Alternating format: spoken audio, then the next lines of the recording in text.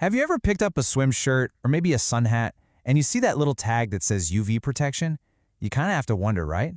Is that just some marketing buzzword or is there real science behind it? Well, today we're going to find out. We're going to look at the actual proof. So, let's get right to it. You see this everywhere on outdoor gear, UPF 50+.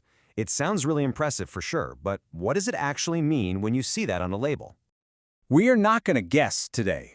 No, we've got our hands on an official third-party lab report for a piece of performance fabric, and we're going to decode this thing together, line by line, to see exactly what that promise of protection is all about.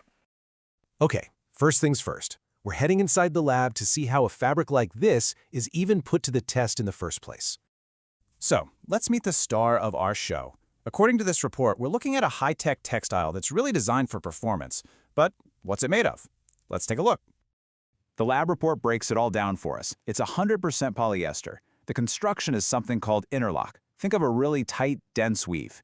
And it weighs 150 GSM, which is just grams per square meter.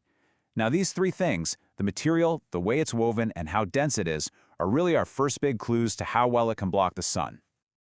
All right, now for the fun part, the actual test. And this isn't some casual thing. The lab uses this super specialized machine, a UV transmittance analyzer.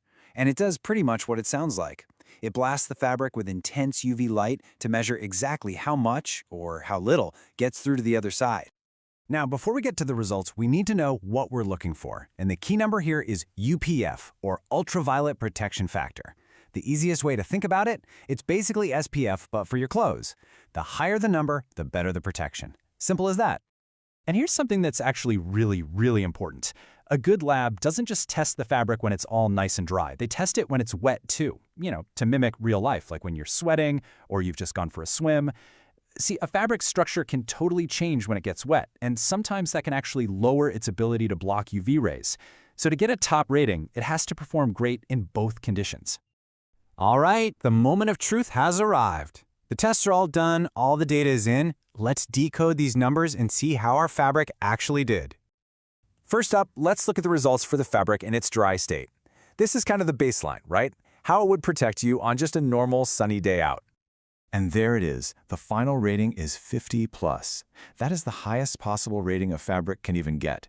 But let's dig into the raw data a bit to see how they got to that number.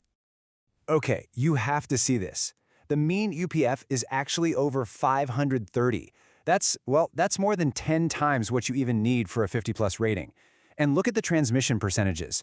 Only 0.4% of UVA rays got through. Those are the ones that age your skin. And an even tinier